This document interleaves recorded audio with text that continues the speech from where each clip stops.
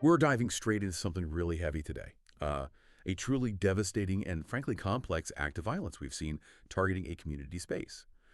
We're going to unpack the details of this multifaceted attack that happened at the Church of Jesus Christ of Latter-day Saints in Grand Blanc, Michigan. Our focus, based on the sources we have, is to understand not just the tragedy itself, but the shocking way it unfolded. We're talking a vehicle driven into the building, an assault rifle, and then fire. So we need to detail that sequence, look at the immediate police response, and try to get a handle on the really unprecedented federal investigation that kicked off right after. Yeah, and when you look at the initial reports, what immediately jumps out is not just, the horror of violence in a place of worship, but the strategic complexity almost. This wasn't just one thing. It was coordinated. 3 different methods: car, gun, fire, all seemingly aimed at causing maximum chaos and casualties, right? And this was during a Sunday service. Officials think hundreds of people were inside. That intentional layering, it just changes everything for investigators. It's not one crime scene. It's multiple overlapping, complex problems right from the start. Okay, let's really try and break down that sequence. The location, Grand Blanc, Michigan. That's what, about 60 miles northwest of Detroit? Yeah, that's right, about 60 miles. And the timing is so critical here. It started around 10:25 a.m. local time, Sunday morning. Church services in full swing. And the attack began with, well, just a fundamental violation of the space itself. Sources say a 40-year-old male suspect drove his vehicle directly into the building. Right into it. Which instantly turns this peaceful gathering into, a collision zone. Injury, damage, panic all at once. And that crash, that was just the beginning. The speed of the transition is key here. It didn't stop there. The reports indicate he immediately deployed an assault-style rifle, started firing rounds at people inside the church. So from impact trauma straight to gunfire. Exactly. Trapping people between the structural damage and an active shooter. It's horrifying to picture. And then, as if that wasn't enough, there was a third element, fire. Right. The final layer was arson. The suspect allegedly set part of the building on fire. Officials are pretty clear they believe this was, quote, deliberately set. Okay. Now, the fire's out now, but investigators are still working on the specifics. How it was started, exactly where. Adding fire just complicates everything exponentially, doesn't it? It destroys evidence, creates hazards, makes rescue and recovery so much more dangerous. The goal seems to have been utter devastation. That layering car, rifle, fire, it really makes this incident stand out in the sources we looked at. Mm-hmm. And that complexity, unfortunately, translates directly to the human cost.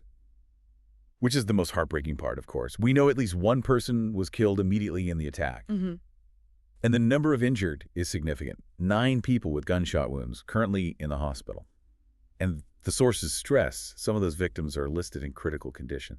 And that might not even be the final count, tragically. There's a really sobering warning from officials in these reports. Because of the damage of the car impact, the building isn't structurally sound everywhere. They haven't been able to do a complete safe search yet. Oh, wow. Yeah. So officials are saying they might find more victims once they can get in there properly. It just highlights the lasting danger from that multi-pronged attack. Okay, let's shift focus slightly to the police response. Because the sources we have really emphasize how quickly and decisively the officers acted. Grand Blanc Township Police Chief William Raye was very clear about this. Yes, he was. He confirmed officers responded immediately, like right away, and, quote, engaged in gunfire with that particular individual, neutralizing that suspect. Meaning the suspect was killed by police on the scene. Right, killed in that engagement. Yeah. Which means that active, multi-layered threat was stopped right there, potentially preventing, many more casualties among those hundreds of people inside. That rapid neutralization is just a critical part of this story. It really speaks to the training and readiness of local law enforcement. They walked into essentially 3 crises happening at once: building collapse, active shooter, fire, and managed to respond effectively. Their speed definitely bought time for people to get out. So the immediate threat ends there, but then the next phase begins the investigation. Yeah. And the sheer scale of it is what really struck me in the documents. It immediately became a major federal matter. Instantly. Yeah. The sources confirm President Trump stated the FBI would lead the federal investigation. And the resources thrown at it reflect just how serious and complex this is considered. We're talking 100 FBI agents deployed to assist. That number alone tells you something. It tells you how difficult that crime scene is. You need specialists for everything: crash reconstruction, ballistics in a chaotic damage site, arson investigation. all in one unstable location. So the challenge shifts from starting the threat to understanding it, trying to establish the Sure. motive. The why. Exactly. Authorities are doing a painstaking search of the suspect's property, and significantly, they're digging deep into his cell phone records, trying to piece together what could possibly drive someone to plan and execute something this destructive, this layered. It's noted the suspect hasn't been publicly named yet, probably while they confirm all this. And that focus on digital records, cell phones, Yeah. it really underscores how these investigations work now, doesn't it? It's not just about shell casings and footprints anymore. It's about mapping the digital life emails, social media, search history, trying to find the pathway, the radicalization, the planning that led to combining a car, a rifle, and fire in an attack. That digital trail is often where the why is found these days. Given that this was a church, a place of worship, the political reactions noted in our sources came fast. And while unified in condemnation, they had slightly different angles. We should just report these neutrally as they appeared. Yes, important to be neutral here. So, for instance, President Donald Trump, on Truth Social, framed it very specifically. He called it yet another targeted attack on Christians in the United States of America, pinpointing the religious identity. Right. While U.S. Attorney General Pam Bondi, using X, called it a horrific shooting and fire. Her emphasis was more on the location violence at any place of worship being heartbreaking and chilling, focusing on the violation of sanctuary. A slightly broader condemnation. And then you had the state response. Michigan Governor Gretchen Whitmer condemned it strongly too, saying, "Violence anywhere, especially in a place of worship, is unacceptable," and confirmed she was monitoring closely. So you see slight differences in focus, the specific faith, the general sanctity of worship spaces, but all reflecting this profound shock that such a calculated attack could happen there.